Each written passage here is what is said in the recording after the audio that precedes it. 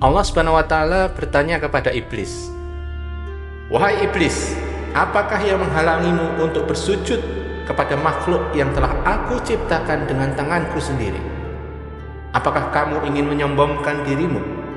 Apakah kamu mengira dirimu yang paling tinggi?" Allah Subhanahu wa Ta'ala dengan kasih sayangnya yang murni menciptakan Adam, dan sebagai bentuk penghormatan atas kasih sayangnya dan kemaha penciptaannya, maka seluruh makhluk diperintahkan untuk bersujud kepada Adam. Tetapi iblis tidak menerima hal ini. Apapun alasannya, iblis tidak rela untuk bersujud kepada makhluk yang sungguh-sungguh ia benci ini. Bahkan jika alasannya adalah untuk menjalankan perintah Allah. Iblis telah menolak perintah Allah secara sadar, dan Allah bukan tidak mampu memusnahkannya. Tapi ini adalah sesuatu yang telah Allah rencanakan, telah Allah tulis dan takdirkan 50.000 tahun sebelum alam semesta ini diciptakan.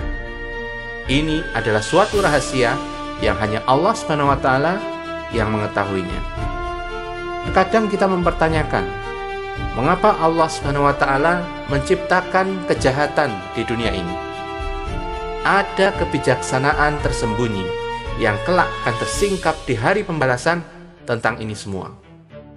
Akan tetapi, salah satu hikmah yang jelas terungkap adalah agar para makhluk yang diuji, baik dari golongan jin maupun dari golongan manusia, bisa dengan jelas berdiri mengambil sikap di satu pihak.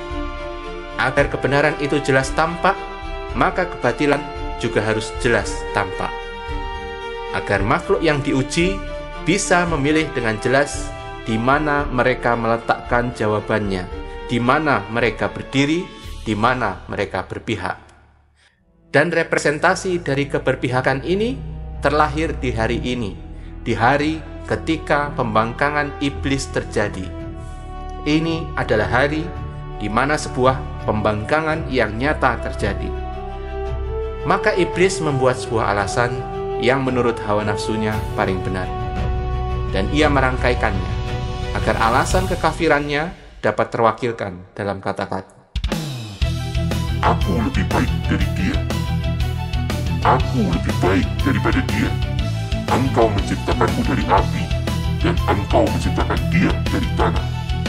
Aku tidak akan sujud kepada manusia yang engkau ciptakan dari tanah kering, lumpur hitam yang diberi bentuk." Dia berkata demikian karena iblis tahu bahwa kalau ia mengatakan bahwa ini adalah untuk menolak perintah Allah, maka iblis seketika akan musnah. Dia tidak akan diberikan kelonggaran apapun untuk bisa menyalurkan kebenciannya kepada Adam. Iblis merangkai kata-kata menjadi sebuah alasan yang sebenarnya jika direnungkan dengan mendalam adalah sebuah alasan yang dibuat-buat. Iblis membuat alasan itu karena ia tidak mempunyai alasan lain yang terdengar masuk akal untuk mewakili kekafirannya kepada Allah.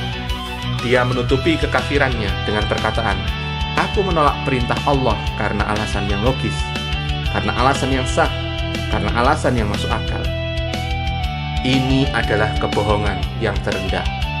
Dengan sengaja dan terbuka di hadapan semua makhluk termulia di alam semesta ini, iblis melakukan kekafiran secara terbuka.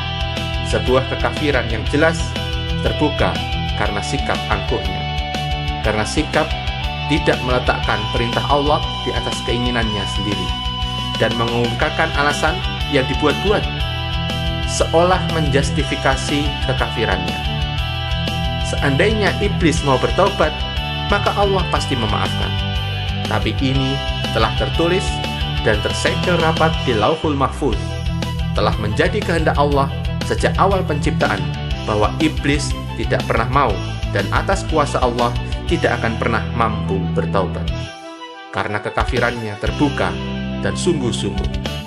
Iblis sungguh-sungguh menganggap dirinya lebih baik dan lebih tahu apa yang terbaik daripada Allah Subhanahu wa Ta'ala.